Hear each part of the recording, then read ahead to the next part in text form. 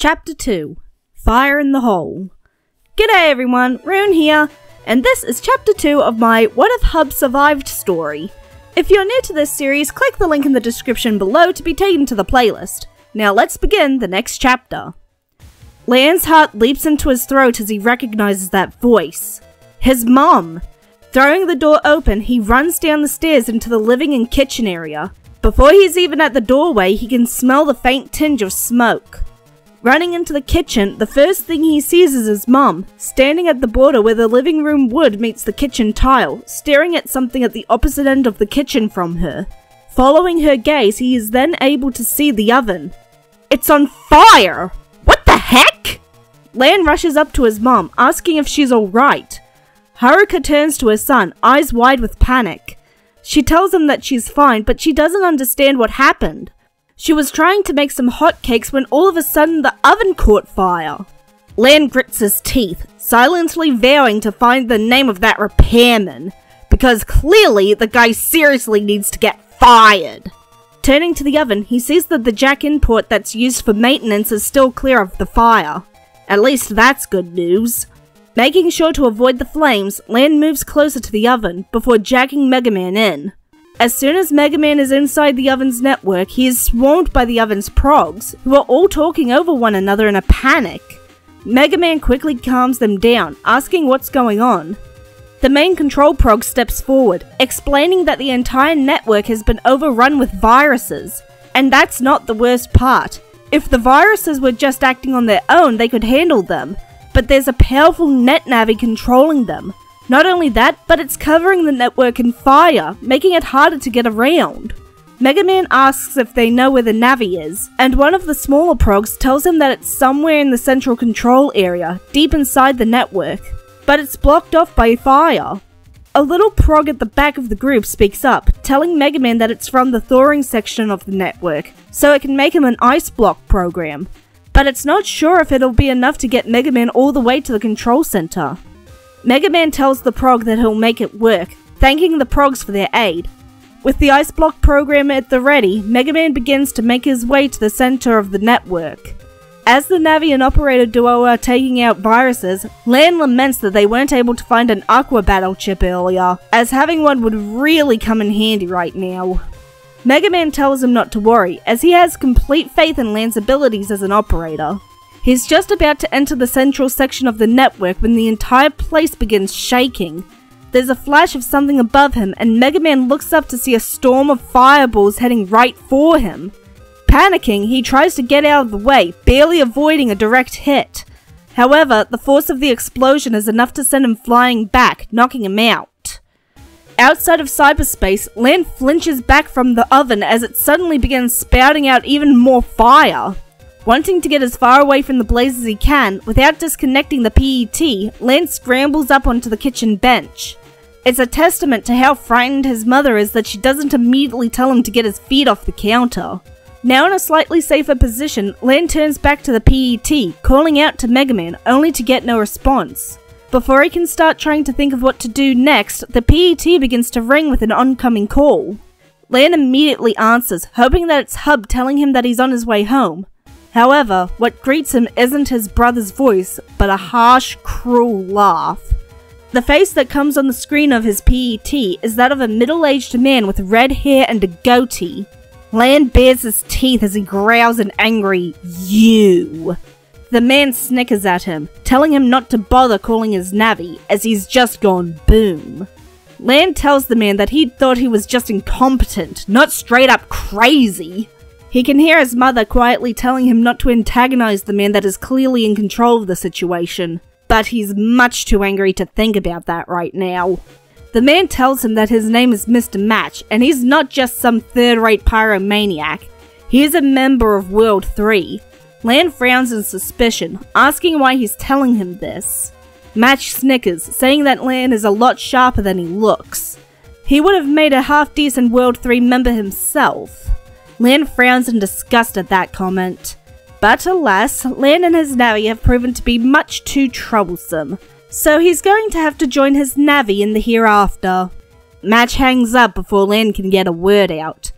Placing the PET on the bench next to him, he jumps off and runs to the front door, only to find it locked.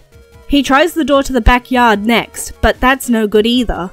The windows are also locked. The guy is seriously trying to kill them. Well, bugger that! He can't die yet, he's still got a job to do! Giving up on escape, he runs into his room and begins to frantically search through the dump it here box. He knows that he and Len have a pair of water guns from last summer. Ah, there it is! Grabbing the toy, he next stops at the bathroom to fill it up. Once that's done, he runs back to the kitchen, calling for his mum to stand back. Once he's close enough, he aims the water gun right at the oven and fires. A burst of water shoots out the end of the gun, hitting the oven point blank and dousing the worst of the fire. With that, he runs back to the counter and snatches up the PET.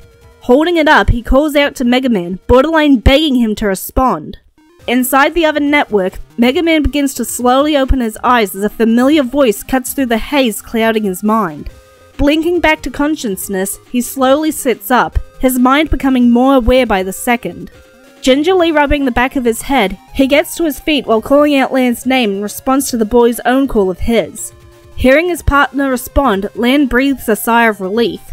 He explains what happened with Mr. Match before telling Mega Man that they're going to need to speed things up. He agrees and they continue their trek to the central control area. After several more fights with the virus hordes, they finally arrive, finding a tall net Navi with lighters for hands and a fire on top of his head. The Navi regards Mega Man with a cold look, guessing that he must be the Navi of the house that Mr. Match told him about. Mega Man confirms, telling the Navi that their sabotage ends here. The Fire Navi laughs, asking if Mega Man really thinks that he and his child operator can defeat him and Mr. Match. Mega Man is completely unfazed. I know we can. With that, the battle begins with Fireman launching a flame tower at Mega Man, who quickly evades. Lan tells Mega Man that he's got a plan, but he's going to need a little time to get it ready. He'll send him some chips when he can. Mega Man tells him to do what he needs to. He'll work with the chips he sends him until he's ready. With that, Lan sends through a cannon and a cross gun. Dodging another jet of flame from the other Navi, Mega Man attempts to use his cannon chip. Unfortunately, cannon is a slow attack and Fireman is able to dodge out of the way. At least now he knows that the Navi is speedy. With that thought in mind, he waits for an opening while dodging Fireman's attacks. He sees it when the hothead stops to charge his fire tower again. Seizing on the momentary pause, Mega Man fires his cross gun, hitting the Navi directly. The force of the hit causes the other to stumble back, breaking his concentration and making the fire building in his hands go out.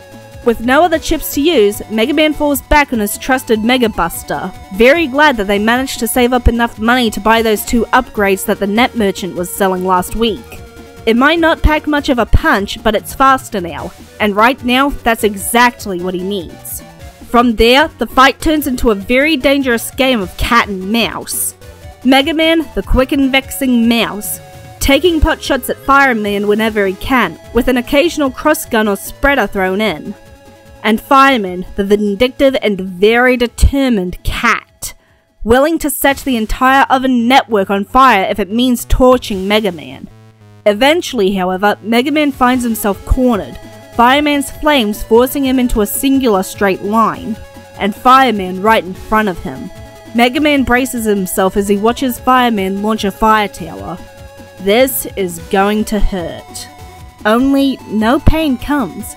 Opening his eyes, he sees a Met guard in front of him, blocking the flames and preventing them from hitting him. Then, Lan's face appears next to him on a holo screen. He tells Mega Man that he's ready. It's time to take Fireman out. Grinning, Mega Man tells him to stop leaving him in suspense. Grinning back, Lan holds up 3 battle chips before sending them into the PET. Sword, wide sword, and long sword. Mega Man grins as he senses the data combining as the chips are sent to him, becoming an entirely new program. So this is what Lan was planning. The moment the Met Guard drops, Mega Man activates Beta Sword, his hand turning into a sword made of bright blue light. Across from him, Fireman laughs, asking if this is really their grand plan. A flimsy little sword. Lan comments they clearly don't know their battle chips. Nodding in agreement, Mega Man charges at Fireman, sword at the ready. As Mega Man swings, Fireman takes a step back, expecting this to take him out of range of the attack. To his shock, however, the sword extends, piercing Fireman's sternum. The World 3 Navi and operator both stare at the sword in shock, not understanding what's just happened. Smiling, Lan guesses that they were expecting this to be an ordinary sword. No, this is a Beta Sword, an advanced battle chip that holds the properties of the chips used to make it. Also, it can be used 6 times.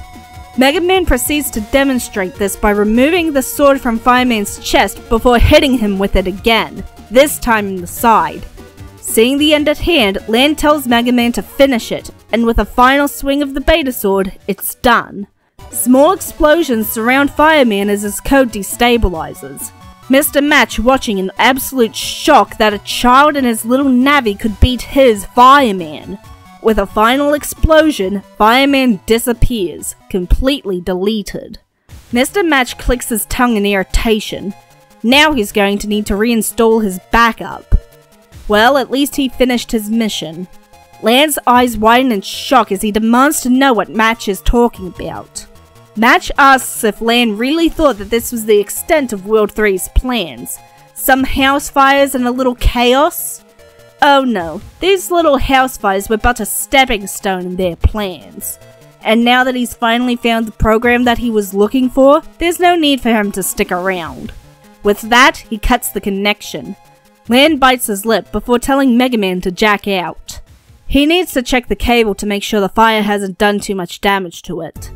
Once Mega Man is back in the PET, Lan returns to his mom, asking if she's okay. Haruka tells her son that she's more worried about him, asking if he burned himself getting so close to the fire. Lan assures her that he's fine before looking up at the black smoke covering the ceiling. Haruka follows his gaze, sighing as she too sees the smoke cloud. Turning to Lan, she asks him to open the front windows to let the smoke out, while she opens the glass door to the backyard. With Fireman no longer in the network, the doors and windows should be unlocked now. Lan walks over to the window, throwing it open and reveling in the smell of fresh air outside. He's about to turn around and go to the other window when he hears Hub's frantic voice calling his name. Sticking his head and shoulders out of the window, he looks down the path towards Mail's house to see Mail and Hub speed walking towards him, their faces shocked and concerned. Reaching the window, Hub asks what happened. Long story short, Mail was right about the oven fires and now the kitchen and living room are full of smoke. He tells them to wait by the doghouse while he and their mum air the place out. He's not letting either of them in just so they can get smoke inhalation. Without waiting for a reply, he turns and walks into the house to start opening the other windows. Behind him, Mail and Hub look at each other with uncertain frowns. After a long moment, Mail suggests that they wait a few days to start work on their plan. Let Lan recover from whatever this is before they begin Operation MLSF. Hub wholeheartedly agrees. Several days later, Lan and Hub are walking to school without Mail, as she needed to go in early for cleaning duty. Hub looks over at Lan, seeing him frowning at his PET. Curious, he asks what he's making such a sour face at. Lan glances at him before turning his PET so Hub can see the screen. Leaning over, Hub can see that it's a net news article, with the headline, "Student Net Crime on the Rise." Lan explains that, apparently, net crimes performed by kids around their age have been spiking lately. Hub hums in thought before making a joke that maybe it's another World 3 plan. Lan gives him a flat look, telling him that if that joke ends up being true, he's blaming him. Hub simply laughs. By this time, they've arrived at their class, so they head straight to their desks. Lan sits in his chair with a flump, before he begins digging through his bag for his homework. Before he can find it, however, he senses someone approaching him and looks up to find Yai next to his desk. Immediately he tenses up, fully expecting her to accuse him of something or other. Except, Yai isn't looking at him. Her eyes are fixed firmly on the floor and she keeps shifting uncomfortably. The silence is seriously beginning to freak Lan out, and he's just about to ask what she wants when she mumbles out a short, "Thanks." With that one word, she spins on her heel and walks away as fast as she can, leaving a very confused Lan in her wake. Lan turns in his seat to look at Hub, asking if he has any idea what that was about. Instead of answering, Hub simply sighs and shakes his head, leaving Lan even more confused. Thankfully, the bell to start class rings, giving Lan the perfect distraction from the weirdness that just happened. Turning back to the front, he sees Ms. Mari walk in with a tall man with bushy hair. The two walk up to the front and Ms. Mari introduces the man as Mr. Higsby, an assistant teacher that's going to be working with their class for the next 2 weeks. Higsby greets the class before telling them about his hobby of battle chip collecting and telling them to come talk to him if they have any rare chips to trade. Feeling a tap on his shoulder, Lan tilts his head to show Hub that he's listening. Hub whispers to Lan that there's something off about this guy. Lan eyes Higsby cautiously before whispering back that the guy is certainly a weirdo, but maybe he's the harmless kind of weirdo. Hub frowns unconvinced. Sensing his brother's trepidation, Lan tells him that they'll just make sure that they're never alone with him. Before Hub can answer, Ms. Mari calls an end to homeroom, prompting everyone to start moving around the room since it's free period today. One of the people moving around is Higsby, who's walking right up to them. Once Higsby is next to the two desks, he turns to Lan. He asks, or more demands, that Lan help him and Ms. Mari with moving some boxes into the staff room, saying that they're rather heavy. Remembering the conversation he just had with Hub, Lan asks why Higsby is asking him rather than a member of staff. Rather than answering Lan's question, Higsby turns to Hub, saying that if Lan won't help carry the boxes, then Hub will have to. Anger and fear spiking in his gut, Lan stands up from his seat, telling Higsby that he gets it. Don't ask questions. He doesn't need to drag his brother into this. Ordering Lan to follow, Higsby turns to leave the room. Lan glares at the man's back before turning to Hub. He tells him not to worry, he'll be back soon. Besides, Ms. Mari's going to be there. The guy can't try to rob him of his chips or something if there's a witness, right? Hub gives a weak smile at Lan's attempt at optimism. A smile that falls as Lan follows Higsby out of the room. Maya walks up to her best friend, asking if he's okay. Hub explains what just happened and she shoots a glare at the door. She tells Hub that if she sees so much as a scratch on Lan, she'll kick Higsby for him. Hub chuckles, asking just how she's going to do that with her noodle arms. Mail squawks indignantly and is about to say something when they're interrupted by Dex's bark of "Hey!" Turning, they're both mildly surprised to see him standing next to him. For a big guy with a loud personality, he sure is quiet when he wants to be. Dex looks right at Hub and asks if he and Lan are really brothers. Hub raises an eyebrow in utter befuddlement. Is Dex seriously asking that? Really? They're identical twins. They look almost exactly alike. How can Dex possibly think they're not related? The larger boy tells Hub that it's weird thinking of Lan as a brother. He's always causing trouble and getting into fights. If it weren't for Dex, the little devil would probably be beating up little kids for lunch money. Hub glares at Dex, startling the boy with how similar it is to Lan's own glare. Voice hard and angry, Hub tells him not to talk about his brother like that. He clearly doesn't know anything about Lan at all. If he did, he'd know that Lan doesn't start fights unless he has a very good reason to. If anything, Lan would be the one starting fights to get kids' lunch money back rather than to take it. Maybe he should have tried getting to know Lan, rather than just assume that every rumor about him is true. After all, if Hub were to believe the rumors floating around about Dex, then he'd have to believe that he's actually 13 and was held back 2 years. Before Dex can say anything in response to that, the bell to end free period rings, prompting everyone to return to their seats. Hub settles back into his chair, his eyes glued to the door as he waits for the sight of a familiar mop of brown hair tied back by a blue bandana, accompanied by 2 adults.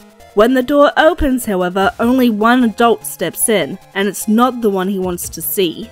Higsby stands at the front of the class, saying that it's time to begin the first class. Before he can go any further, Hub asks where Ms. Mari and Lan are. Higsby tells him that they got a little tied up in the staff room, so Ms. Mari asked him to come back and get the class started before going back to help them. He's about to continue the class when Hub interrupts again. He tells Higsby that Lan wouldn't just stay in the staff room like that. He knows his brother. He'd at least come back to tell Hub in person that he's either going to have to miss class or come in late, and ask him to take notes for him. Higsby snaps at Hub to be quiet, causing the boy to flinch.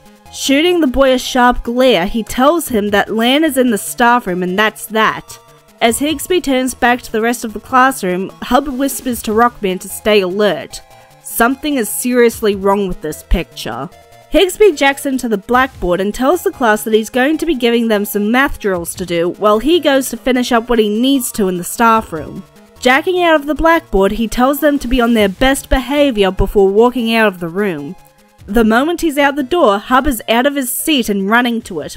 Before he can reach it, however, an error message begins to flash on the blackboard while an alarm blares over the speaker system. A message plays over the system, explaining that this is a World 3 retraining program. Turning back to the door, Hub tries to pull it open, growling in anger as he finds it locked. And that, everyone, is where I'm going to leave the story for now. Join me next time as we see what happens to AC/DC Middle School and if Hub can find Lan. I'm Rune, see you next chapter.